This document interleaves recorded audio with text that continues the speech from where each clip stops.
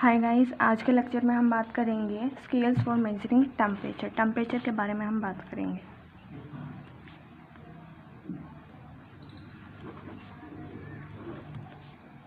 तो हमारे पास टेम्परेचर को मेज़र करने के लिए 3 स्केल्स हैं। कौन कौन से?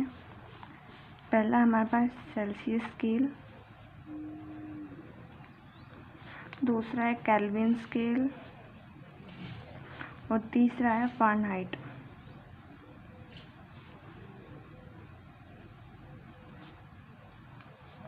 ठीक है, अब बात करते हैं एसआई यूनिट ऑफ टेम्परेचर क्या होती है? केल्विन।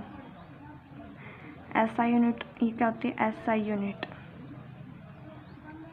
ठीक है, और ये क्यों होती है? क्योंकि इसमें एक भी नेगेटिव वैल्यू नहीं होती। मतलब सेल्सियस में और फ़ारेनहाइट में नेगेटिव वैल्यूज़ होती हैं, लेकिन केल्विन में 0 केल्विन तक है ओनली, नेगेटिव वैल्यूज़ नहीं है। ठीक है, अब रिलेशनशिप की बात करेंगे इनमें। Relationship between these scales.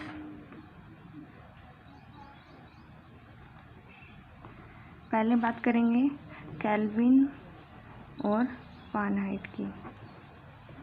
तो फॉर्मूला लिख लीजिए, degree Fahrenheit is equal to 9/5 into Celsius plus 32।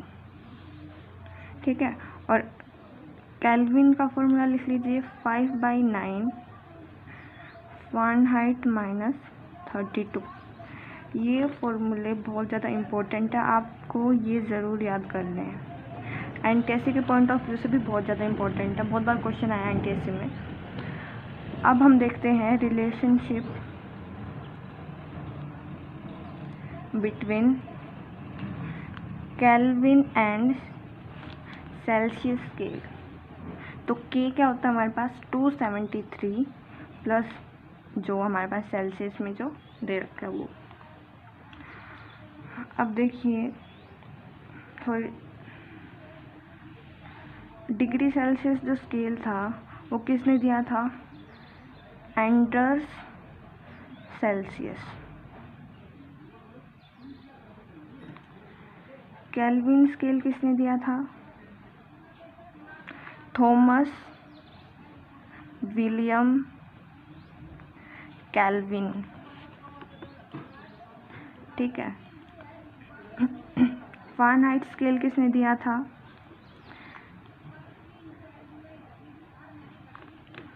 Daniel Gabriel Fahrenheit ने।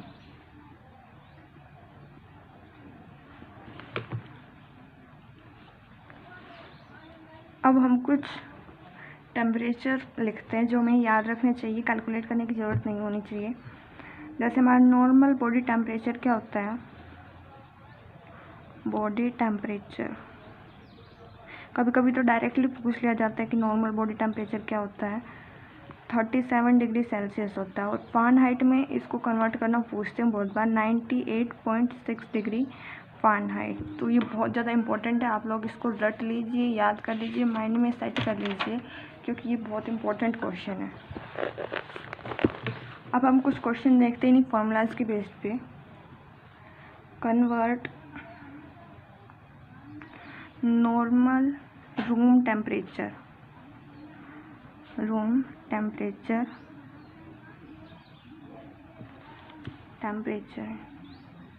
और ये क्या होता है?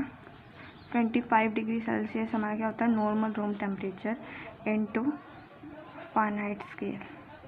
ठीक है, हमारे पास फॉर्मूला क्या था? Degree Fahrenheit is equal to 9/5 Celsius plus 32।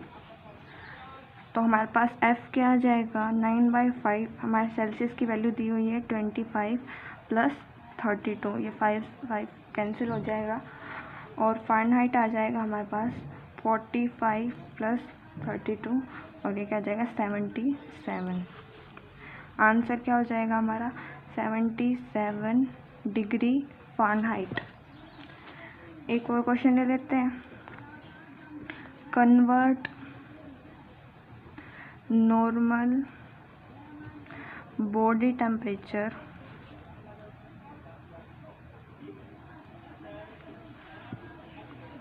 और ये क्या होता है 37 degree Celsius into degree Fahrenheit. वही formula, degree Fahrenheit is equal to 9/5 Celsius plus 32। हमें ये निकालना है 9/5 सेल्सियस हमारा 37 है प्लस 32, ये हमारे पास आ जाएगा 333/5 प्लस 32,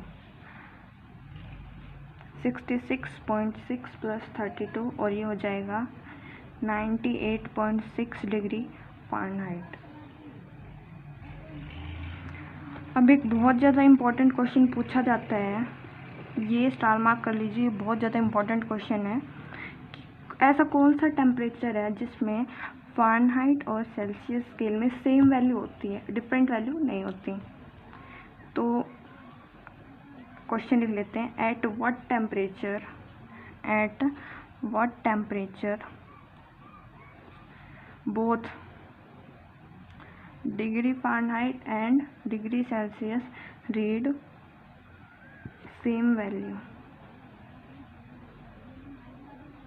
ये क्वेश्चन पूछा जाता है बहुत बार, तो हमारे पास फॉर्मूला यही अप्लाई कर देते हैं, F is equal to 9/5 C plus 32।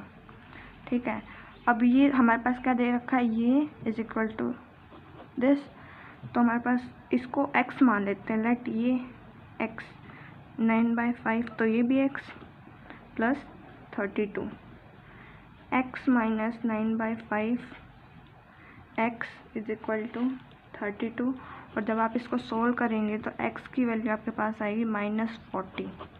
तो हमारा -40 डिग्री सेल्सियस पे ही -40 डिग्री फ़ारेनहाइट होता है, और ये दोनों टेम्परेचर सेम होते हैं, अलग अलग नहीं होते हैं। ठीक है, आगे चलते हैं,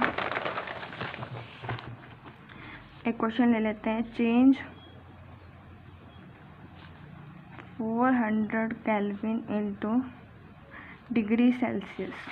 हमारे पास फॉर्मूला क्या था, kelvin is equal to 273 plus Celsius, Celsius क्या हो जाएगा 273, केल्विन माइनस 273। ठीक है, तो केल्विन क्या हो जाएगा, केल्विन कितना दे रखा है हमारे पास 400 माइनस 273, तो सेल्सियस क्या आ जाएगा 127 डिग्री सेल्सियस। ठीक है, एक इम्पोर्टेंट पॉइंट लिख लीजिए, ये बहुत बार पूछा जाता है कि बॉइलिंग पॉइंट ऑफ वाटर क्या होता है, boiling point of water 100 degree Celsius. ठीक है, अब 100 डिग्री सेल्सियस पे ये पूछा जाता है कि जो वाटर है वो गैसियस स्टेट में एग्जिस्ट करेगा या फिर लिक्विड स्टेट में, तो आंसर क्या होगा, दोनों में बोथ।